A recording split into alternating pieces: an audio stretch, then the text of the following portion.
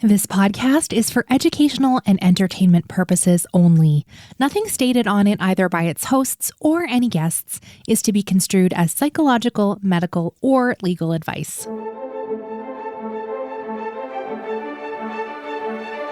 You're listening to Adoptees On, the podcast where adoptees discuss the adoption experience. I'm Haley Radke. I'm so honored to introduce you to Tony Corsentino today. If you're not already following him on Twitter or Substack, you will be compelled to by the end of this episode. Tony explains to us what launched him into adoptee activism and political work.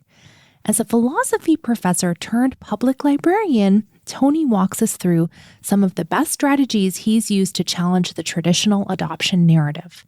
He also teaches us the differences between privacy and secrecy, and he shares the importance of adoptees listening to the stories of others who have experienced severance from their families of origin. We wrap up with some recommended resources, and as always, links to everything we'll be talking about today are on the website adopteeson.com. Let's listen in. I'm so pleased to welcome to Adoptees On, Tony Corsentino. Hi, Tony. Hi, Haley. How are you? I'm great. How are you doing? We're just so excited to chat. I followed your Twitter for so long, and I just really appreciate the wisdom that you bring there. And I followed a little bit of your story as well, because you share some personal things, but I'd love it if you would share it with all of us. Well, I was adopted in infancy, right after the tail end of the so-called baby scoop era, which is conventionally regarded as ending with the Roe v. Wade decision, which has now been overturned. Yeah, so I was adopted in infancy through a Catholic agency, Catholic Social Services, and knew for as long as I can remember that I was adopted. Did not grow up with any other siblings. So my parents had no biological children, and they adopted no other children. So I grew up as an adopted and an only child. I'm an only too. And I'm sure that those facts probably intersected in various interesting ways, formative ways on me. And my journey toward being kind of, I don't know, a more self-aware and maybe impassioned adopted person didn't really begin until about 9 years ago. I had very briefly in the late 1990s considered searching for my birth mother, at least. At the time, the resources available for searchers on the internet were pretty scanty. There wasn't a lot to go on. The International Soundex Reunion Registry existed and had a website, which is, for those who don't know, a voluntary reunion registry for parents and their offspring separated by whatever circumstance, through adoption, foster care. That's mutual consent, right? And it's mutual consent, yeah.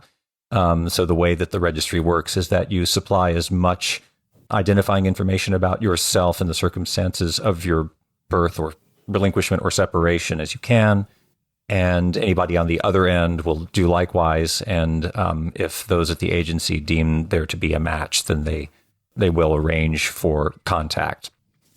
So I sent off some information of what little I knew about the circumstances of my birth and adoption to ISRR and didn't hear anything. One important thing that had happened around, immediately preceding the conception of my first child, which is that I had a bout with cancer. So I had a kind of a life-threatening health scare. The happy outcome of that was that my then wife and I had our first child. A couple of years later, we had a second. And as I began to think about the mystery cloaking my medical history, thinking not only that was disadvantageous for myself, but it was a real injustice for my children, I decided it was time to take another look at the possibility of finding determining the identity of my birth parents. And that happened in about 9 years ago in 2013. what I discovered, and this is where my story kind of intersects with my interest in adoption law and adoption politics, was that in the state where I was born, in the state of Alabama, I would have been able to petition the state and receive my original birth certificate under seal until 1990. Prior to 1990, the state of Alabama was a so-called open record state, one of a very small number of open record states in the United States at that time. But in 1990, the Alabama legislature passed a law sealing adoptees' birth records from adoptees themselves. So at the time that I was doing my first tentative searching in the late 90s, that law was in effect. And so I wouldn't have been able to get a copy from the state. But to my surprise, really shock, when I began to think about doing this again in 2013, I discovered that only a year or two after my first search, the Alabama legislature repealed that law, making Alabama once again an open record state. And so the second time around, there was nothing to it. I just filled out a petition. I printed out a form, mailed off the petition with, I don't know, like a check for $25. And then a few weeks later, got this large brown envelope that contained a photocopy of my original birth certificate. And I wasn't prepared for what was going to happen next. I wasn't prepared for the nuclear, kind of the psychological nuclear bomb that was detonated as a result of having this, because I had never talked about adoption with anyone really in my family, among my friends. If I had known, I think growing up, I knew one or two other adoptees personally, but adoption wasn't something we ever discussed. I had no real frames of reference for thinking about what to do, how to navigate the search, and in particular, the outcome of a search.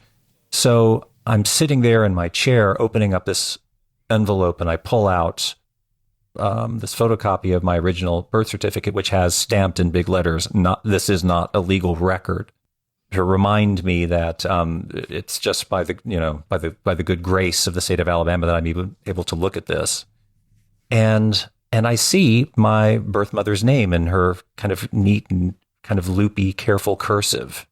Her full name, first, middle, and last names on the birth certificate. No name given for the father. I find out what my birth weight was, which was kind of just, again, I wasn't prepared for the impact of learning these facts once I had them. But the result of just seeing her name in her handwriting on that piece of paper triggered a kind of an instant and really kind of almost manic desire to find out more about her and to find her and hopefully to reach out and get in touch. And I wasn't prepared for any of those reactions. I mean, even when I had sent the petition away for my birth records, I wasn't sure what I was going to do with any information that I got. I wasn't sure what it would look like. I wasn't sure whether, key details were going to be redacted. I had no idea. I didn't put any thought into it. And so the result was that I very recklessly jumped online, Googled her name, which was sufficiently unique that it was very easy to pull up a list of the various mailing addresses and phone numbers that she'd had over the past 20 years. Because her father had died only a couple of months before I got my original birth certificate, it was very easy to find a copy of his obituary, which in effect spelled out her family tree, giving her name, the names of all of her siblings, her nieces and nephews, my grandparents. And so I had all of these names in front of me, and then I took a beat and asked, how do I want to proceed? Who do I want to reach out to, and by what means? And I decided to reactivate what had been then pretty dormant Facebook account, something that I hadn't done anything with for years, and ended up messaging a couple of her siblings who had Facebook accounts. She didn't at the time. I can't even remember exactly how I phrased my initial messages, but I think I was kind of veiled and a little coy about it. Like, I'm somebody that you may have heard about, but I'm not really sure. But I'm pretty sure that your sister is my birth mother, something like that. I think that really the tone and the phrasing that I took represented my own uncertainty about what was going to unfold. But fortunately for me, the two people that I had reached out to were extremely gracious, very sweet, and they said, "Welcome. We've known about you for a very long time, and we're very happy finally to hear from you again." We had this conversation, I think, in October or November of 2013, and they said, "Our Christmas get-together is coming up soon, and we're going to sit down. All of us siblings are going to sit down together, and we're going to talk to your mom, tell her what's happened, and then we'll take it from there." Christmas Day, I get an email from another of her siblings. She was the one who was responsible for bringing my birth mother to Alabama to spend the last several months of her pregnancy and childbirth. So she told me that she was working in in a program that was kind of a forerunner of what became in the United States called AmeriCorps. It was called the Vista Program. These were young people who did volunteer work at various places throughout the country. And so this aunt of mine, was working as a Vista volunteer in Birmingham, Alabama. So she arranged to bring my birth mother there. My birth mother says that it was actually a very pleasant time. You hear a lot of stories, kind of baby scoop era stories of shamed pregnant women sent away to almost Dickensian, like workhouses. Mm-hmm. Yep. Very common story, but she says that in fact, the people with whom she stayed were very kind and generous with her, and that she said that she wouldn't describe it as a vacation, but there was some peace, a kind of respite actually from the turmoil surrounding that time of her life to be there. She gave birth to me. I don't think that we were together physically for very long. I think it was really probably only a few days. But anyway, I learned all about that initial story from my aunt who had arranged to bring my birth mother down. And I remember in that email being especially moved by her saying that she was the first person in the family to hold me in her arms. So, I had gone from just a few months prior thinking, I owe it to my children to get some medical information because they deserve it, to being told my birth story, which affected a transformation in me. I just sort of plunged myself into the exploration of reunion, asking members of my birth mother's family for pictures, anything that they could send, stories, family lore. I learned about an ancestor who was, I believe he was a judge in Bergen County, New Jersey, which is where my birth mother's family lived for quite a long time, and many other branches of the family were clustered in Bergen County, New Jersey. And I learned the story of, a judge who was locally notorious because in his 70s or 80s, he left his house to go for a walk and disappeared and was never found again. So just being brought into the family in this way by being told about the family lore was tremendously powerful for me. And I had a phone call with my birth mother in a few days after Christmas. And we began to make plans for an in-person reunion, which finally took place in March, a few months later. And that was lovely. And all of the siblings gathered together in my birth mother's town. So it was a real family reunion. I was nervous and I wanted to make a good impression. I think maybe like as an adopted person, that kind of people-pleasing aspect of me came out. And so I had devoted an effort into making a really delicious lasagna that I brought with me on the 7-hour drive west from Boston to upstate New York and served all of my newly found family this really great lasagna. So I wanted to make sure that we got off on the right foot, and immediately just felt fully welcomed into the family. And ever since, I mean, obviously interrupted by the pandemic, but ever since, we've worked to bring ourselves together and to kind of reconstruct family relationships. I go out there a couple of times a year to visit her and her sisters who live in the same town that she does. I have an uncle who lives in Pennsylvania, and I have visited there several times with my children. And I'm going to be married in a couple of weeks, and several of the siblings will be present at my wedding, my remarriage. And I'll just say, kind of in passing now, that I'm not entirely sure whether it's going to turn out this way, but this might be a social event that brings together members of both my biological and my adoptive families. So that will be a new frontier to cross. But the fact that, that I have birth relatives who are willing to attend this event, that obviously that means a lot to me. So that's the trajectory of the family reunion part of my adoption story. And that's where we are now. So I would say that we are in reunion. I don't think that it's appropriate, especially after having heard so many other adopted people's stories about the turns that reunions can take. I would never pronounce with finality on my reunion. I could never say that it is a success, but it's been successful and it's ongoing. I appreciate the little caveat there, because yes, it can be a wild ride. So I'm so glad for you.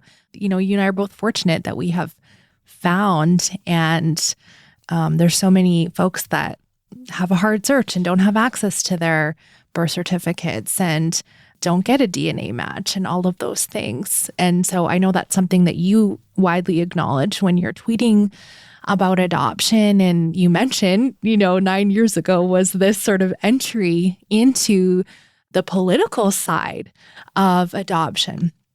So one thing I have been criticized for of my show is giving off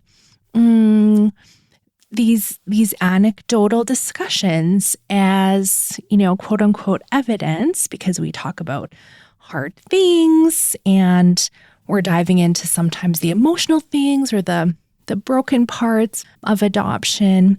And so those things don't hold up for legislatures or folks that are more proof-minded, academically minded, who are a lot of the folks that you connect with on Twitter, being from the academic world and now a librarian. So do you have thoughts on that? How you kind of ride that line between this is my personal story, but also I got the facts to back it up, kind of thing? Right. That's a great question, because an adopted person who tells their story, particularly in telling their story about the trauma of relinquishment and the harms that come from being severed from one's origins, is an adoptee who tells that story, you might say, is vulnerable to being not alled, right? Oh, yes, that's exactly it. Yeah. So the risk it's that you might say that we run by telling our stories and adducing them as evidence for, you might say, broader moral conclusions, or that might bear on policy making, is that, well, that's how you feel about your experience, but your experience was a bad one. But I know someone, or maybe I am someone who had a much better experience, or I didn't experience or feel the things that you did. And so, where does that leave us? Do we just have to count the balance of good stories and bad stories and somehow decide whether on balance we need to make structural changes to adoption as it's practiced? I mean, in the United States, there are, or will be as of next year, 13 states out of 50 that are full open record states. 2022 was quite a banner year for unsealing birth records because there were 3 states that moved into the column of full open record states for adoptees, meaning that adopted people can receive copies of their original birth records and so trace their origins that way. It was a banner year. But still, that's only going to be 13 out of 50 in 2022, nearly 50 years after what we're told was the end of the so-called baby scoop era, the era of secrecy and shame surrounding adoption. Well, the way I try to tread the line is to really to lay down a moral challenge, which is to say, listen to the good stories, listen to the difficult stories, and ask yourself, skeptics, what really justifies the draconian characteristics that plenary adoption involve? What justifies sealing birth records from people? Adoption is supposed to be presumably kind of a crisis intervention when no other solution is possible, for when a child cannot safely be kept in the care of its original family. Okay. So one would think that we're already framing adoption as something like an option of last resort, that, kind of in a humane and just world, we would try harder to furnish families in crisis with resources to stay together, and that it's only if and when efforts to preserve a family fail, which of course this happens. I mean, I've talked to people who have said, I had to be separated from my family. It was a violent and dangerous environment for me as a child to be in. Of course, we know such cases exist. But if we're thinking about adoption as a crisis intervention of last resort, often, maybe not always, but very often, as an intervention in a crisis that has kind of a temporary character, there's the question of proportionality that arises. Why should severance be lifelong? Why should birth records be sealed for the adopted person's lifetime and beyond? And it's led me to think about who is really being served, which, as it were, parties in the adoption triangle, as it's sometimes called, which parties are being served by those aspects of plenary adoption as we know them. Do they work in the best interests of the child, which is kind of, I think, what most people would say is the official justification. We place a child in a loving home because the original family can't serve as one. But as I remember once tweeted, when did give the child a loving home entail erase the child's identity? And the good stories of adoption, not to discredit or devalue the good stories of adoption, but they don't foreground the urgency of that question.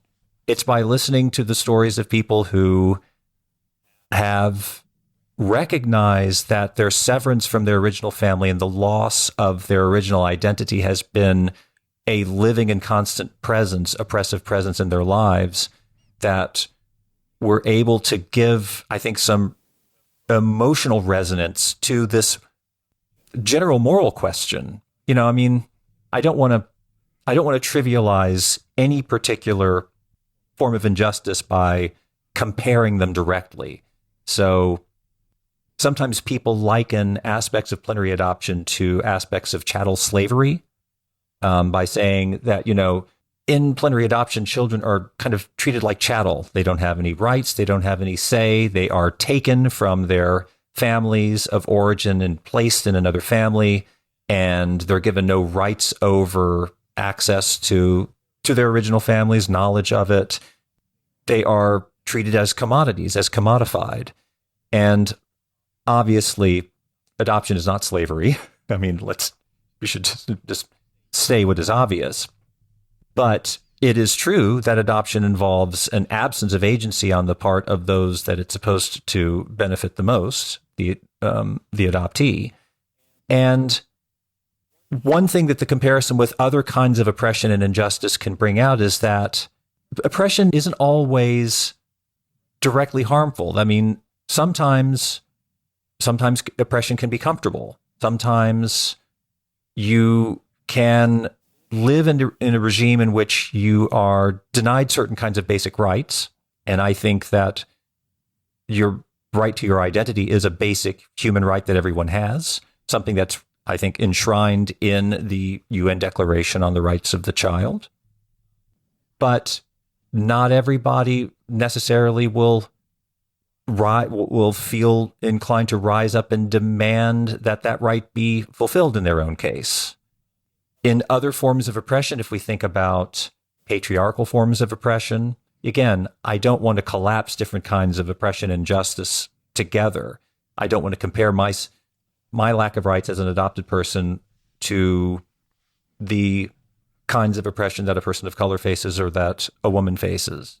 But, I mean, we can say that under a kind of a patriarchal system that accords men privileges and entitlements of certain kinds that are denied women, not all women would necessarily say that they suffer under that regime or even would be willing to describe it as an unjust regime.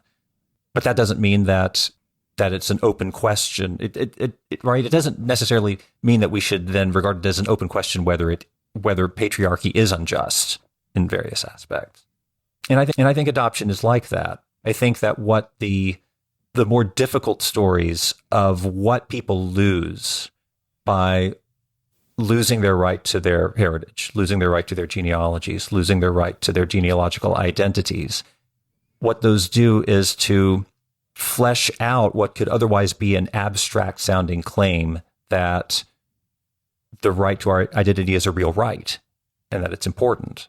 So yeah, that's a long way of answering your question of how I try to kind of walk that line, which is to say that if somebody says, I am very happy with my adoption, I love my adoptive family, I'm not interested in searching, I was saved from a terrible situation. First of all, I want to be respectful of every adopted person's story and not devalue their own experience.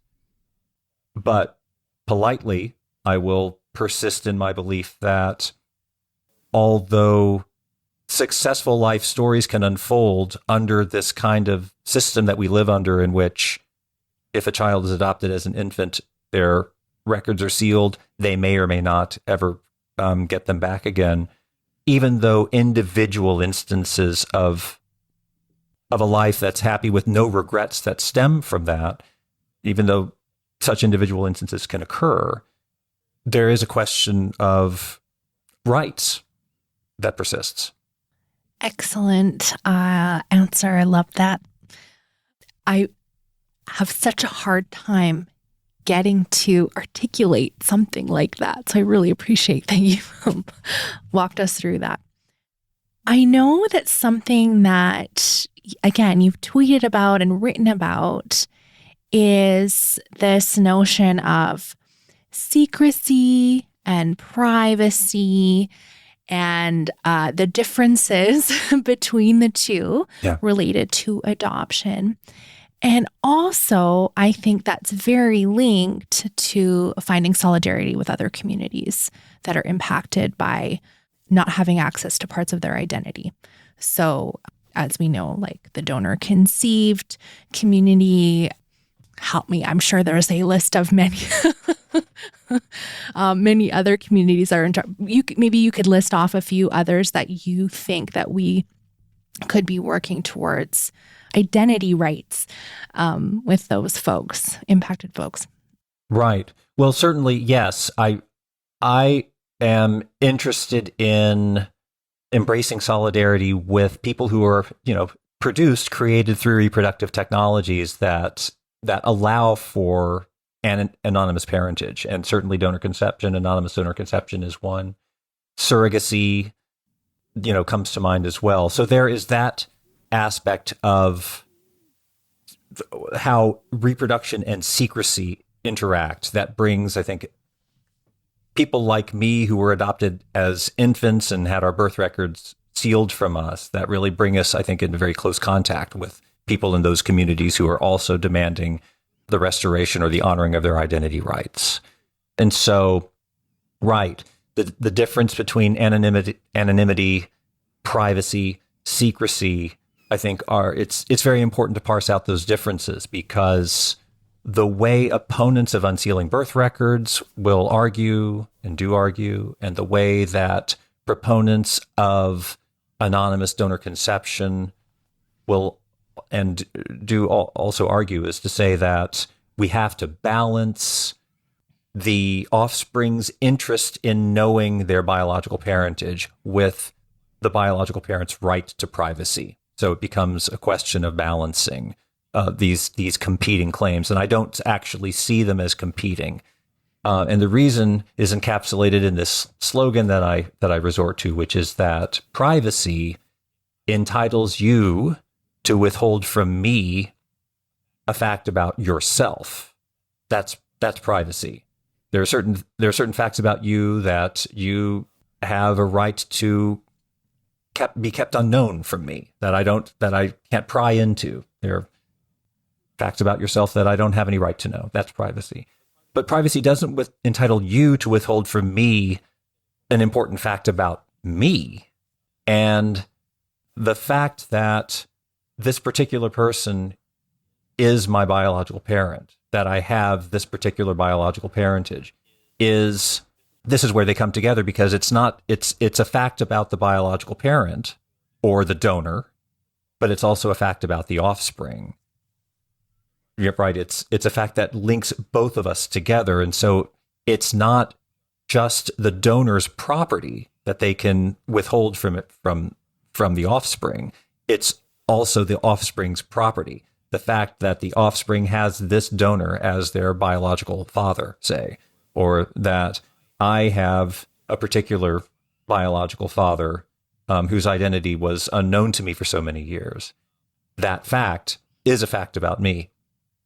And privacy doesn't entitle anyone to withhold that from me.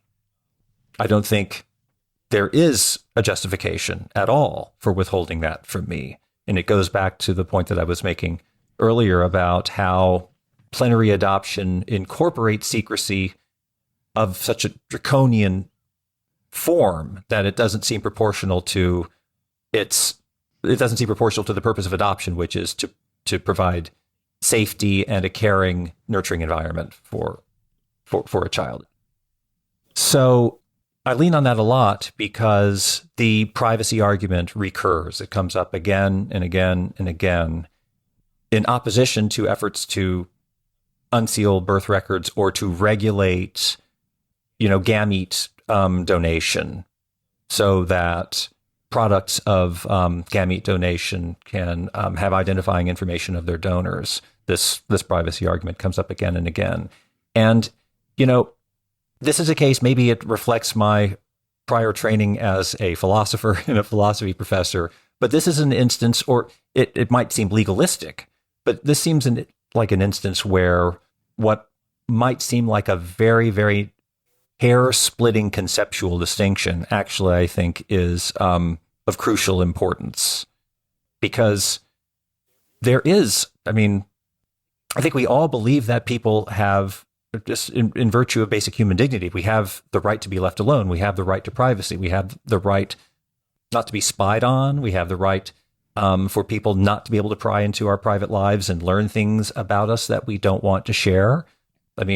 It's, not only do we live in a highly individualistic kind of culture, but which, can be criticized, but I don't think that our insistence on the right to be left alone and to keep facts about ourselves private is suspect. So I'm not an enemy of privacy.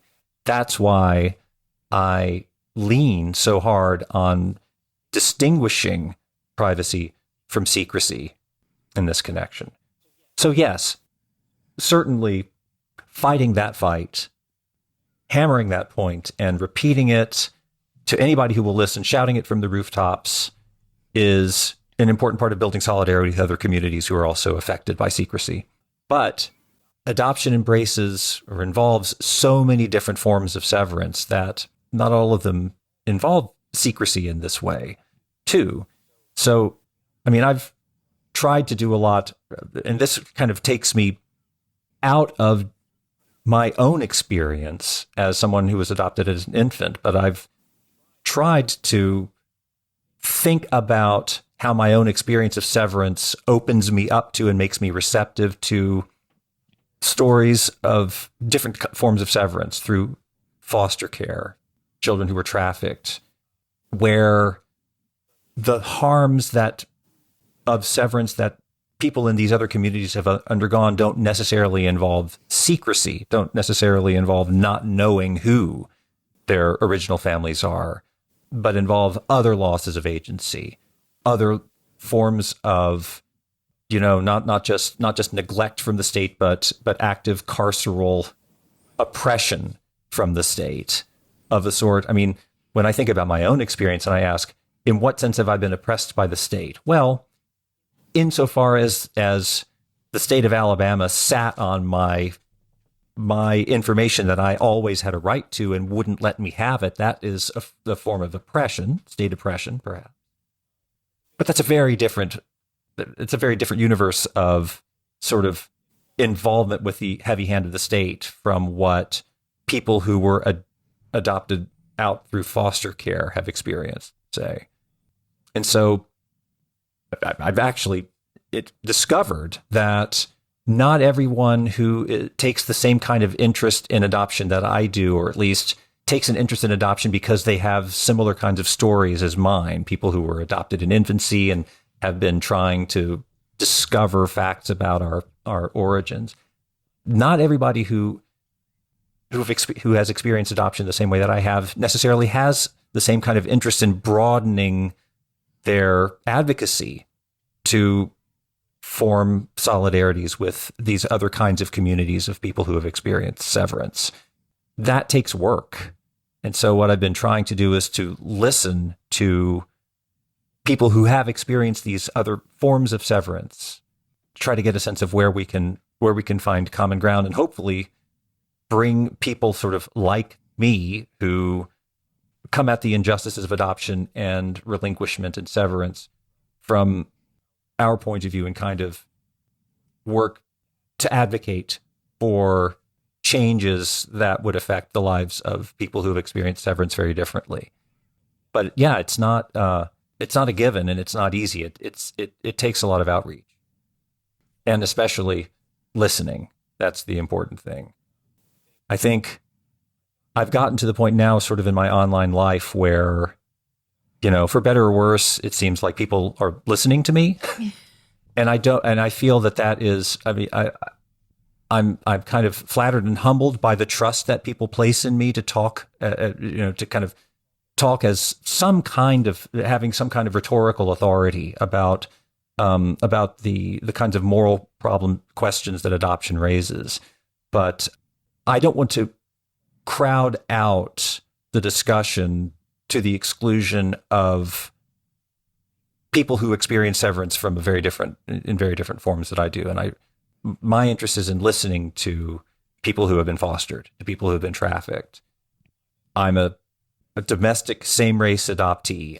There are aspects of the experience of people of transracial adoptions that I can perhaps understand, but there are aspects that I cannot fathom, and all I can do is listen and just use my own understanding as a basis for empathetic openness to their experiences. And it's a crowded, discursive landscape out there, and I don't want to talk over people who have experiences that are in some way similar to mine, but in other respects extremely different.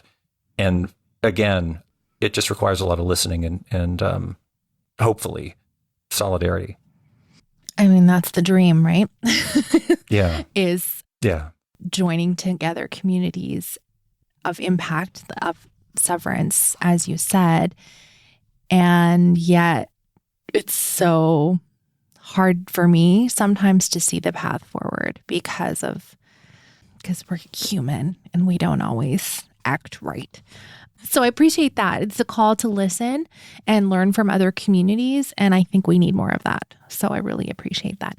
Now, everyone listening is going to be really upset because they're going to want to hear just more from you, which I also do. So maybe come back someday and talk more philosophy with me, which is the one course I had in university, philosophy was my second lowest mark. And I prided myself on being high academic, but I just could never get there. So I'm very sorry to disappoint you, Professor Corsentino. Okay, before we do recommended resources, I know that you're a librarian. And so hopefully you will give us just a quick pointer on what are the best ways to get more adoptee highlighted resources into our libraries, whether they be academic or public, school libraries, because librarians are the people who help other people access knowledge. And we'd love to get our point of view in there. So do you have any tips for the layperson? Well, I think about this because, as you say, I am a professional librarian and I think a lot about collection management and development at my public library.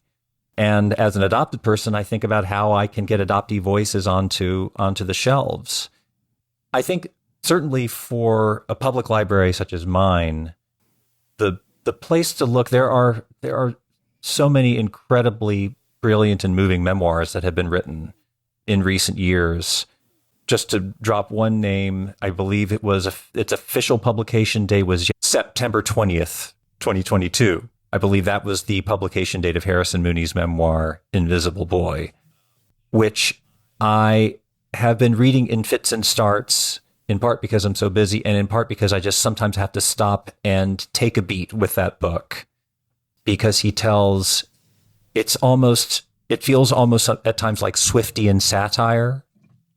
And he is a person of color raised by a white conservative religious family in Vancouver, Western Canada, in Vancouver. Yeah.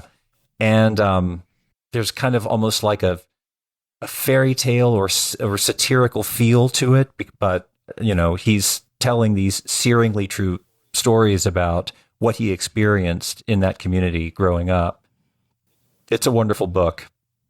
But yes, I mean, as it happens, luckily, I work with a number of great librarians who have their kind of finger on the pulse of what's going on. And so we have on our shelves at my library in the Boston area a number of these memoirs, including Nicole Chung's memoir. That's another one that comes to mind. All You Can Never Know. Yeah, All You Can Never Know. Another book that I think deserves to be on library shelves because it speaks so directly and powerfully to the experience of severance and loss from the birth parents' perspective, and in particular birth mothers, is Anne Fessler's The Girls Who Went Away. I believe the subtitle is something like The Hidden History of Adoption in the decades before Roe v. Wade. And it is a collection of oral histories of women who surrendered children for adoption in the United States in the 50s and 60s and early 70s. And there are moments, there are passages in that book that just take your breath away. They're so moving and powerful. And in fact, that was one of the earliest pieces of reading that I myself did to educate myself about adoption after discovering my birth mother's identity. That remains a tremendously powerful book. But yes, I think in general, I guess if I have a tip, it's that when the people impacted by severance, in particular adopted people and relinquishing parents, are able to tell their stories, there's tremendous power that's released by that. And I think it speaks very intuitively and directly to readers, and is probably the most, we're not talking about waging a propaganda campaign or anything here, but in the effort to change hearts and minds and to get people to see that adoption isn't just an occasion for celebration about the making of a family, but also is a set of stories of loss, of tragedy, of, in many cases, injustice and misery. These first personal accounts are extremely powerful, I think. Okay, so requesting memoirs to be brought in is something that we might get more yeses to. Yeah. Excellent. Okay, thank you. I mean, I have all those books within arm's reach of me. You can't see my bookshelf behind me, so I'm sad about that because it's all adoptee written and it's beautiful.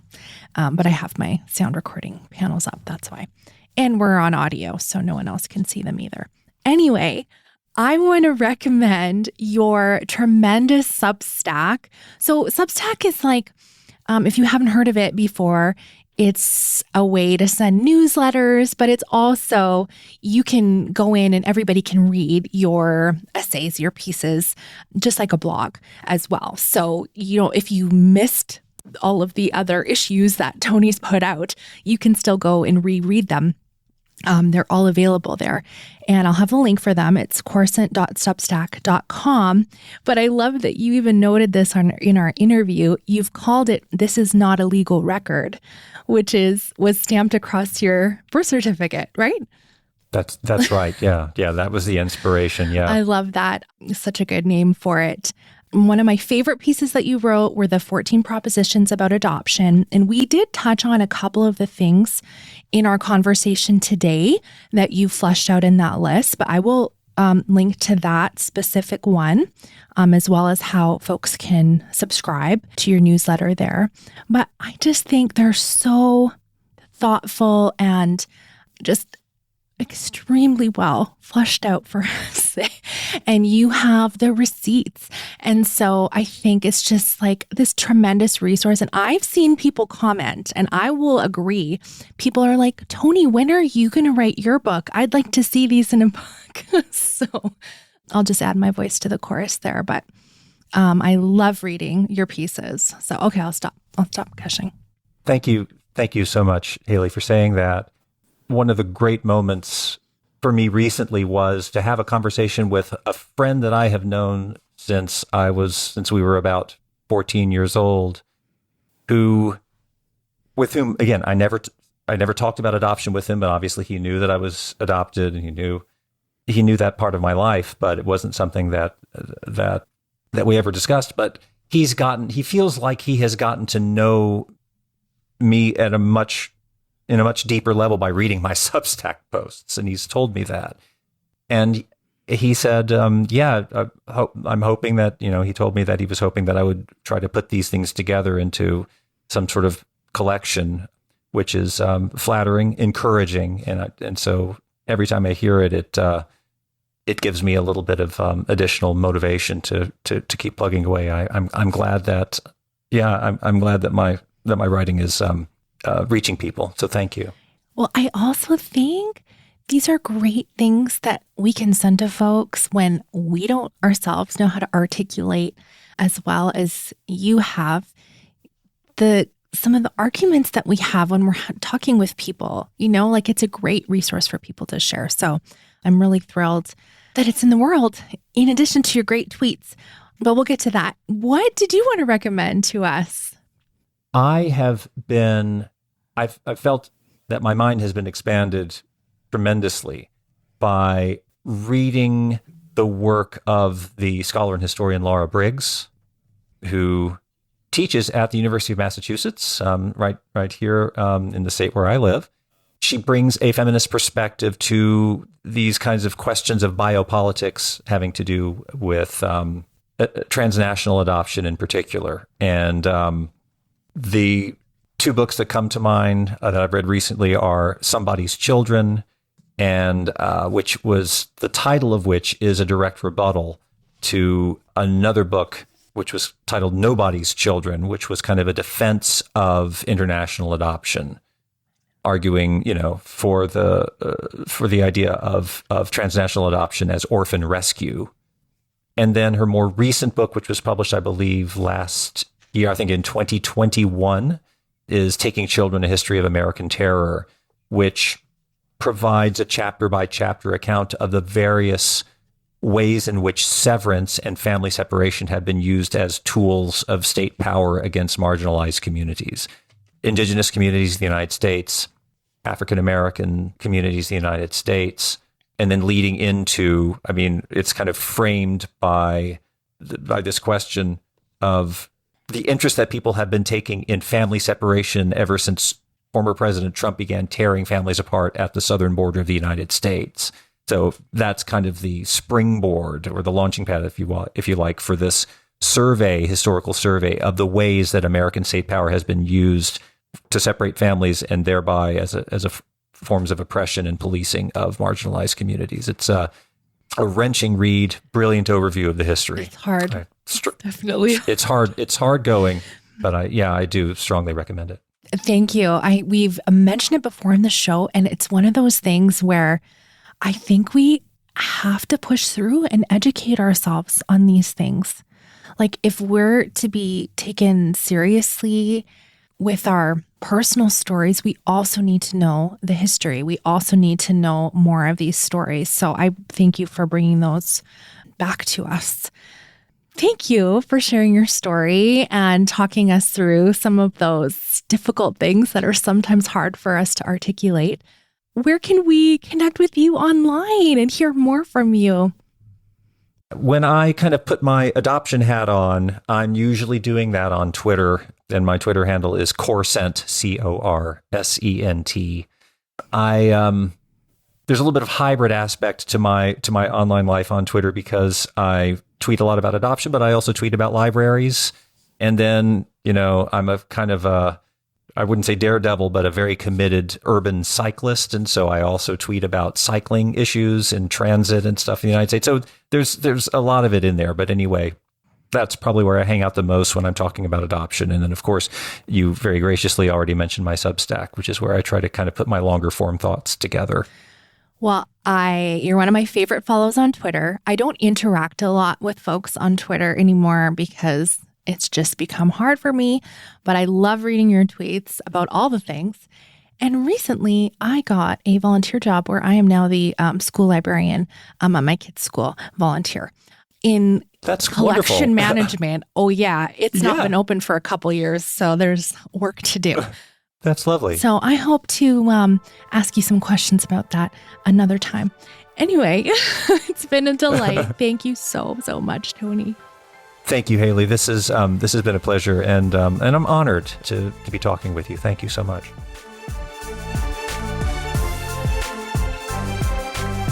Oh my gosh, what a delight. I don't know if you could tell, but I just wanted to keep picking his brain. There's just something about someone who has the philosophy skills that they can really parse down arguments into the basics, which is really what I struggled with when I didn't do great in my philosophy class. If I can recall back, almost 20 years ago. Anyway, I think it's so impactful to be able to, if I'm going to say articulate again, then you have to tell me how many times I said it this episode. I'm sorry. But seriously, it's so empowering to be able to really flesh out those arguments and say them succinctly with confidence in conversations we have in our everyday life. And the way that Tony navigates doing that online, which I think is even more difficult to keep people engaged enough to hear the whole story and all the reasons behind without them checking out, is just, chef's kiss. I really, really respect Tony, and I hope that you do follow him and read his Substack. And I think this is just going to be a resource that keeps growing and expanding. And he is just going to continue to grow his voice in this adoption and severance world. So I'm really honored that he was able to talk with us today. One of the ways you can help adoptee voices get in the world is to support this podcast. And I crowdfund through Patreon, which is a service you can sign up for monthly support or yearly if you don't want the monthly charge on your credit card. And it literally helps keep the show going and pay all the bills that come with running a podcast. So I would love it if you would sign up. Adopteeson.com/community has details of all the bonuses you get for joining us. And if you're not able to do that, one of the best free ways is to just share this episode with one person. Maybe you really connected with Tony's explanations of how to say what the difference is between secrecy and privacy and how important that is to know. And maybe you have a friend that's working in legislative work and you're like, oh, if they knew that argument, they could maybe get a lot farther in their meetings. Share it with them. I think that would be really helpful. And it's a gift to me to reach more folks in the world. So thank you for doing that. Thank you so much for listening. And let's talk again next Friday.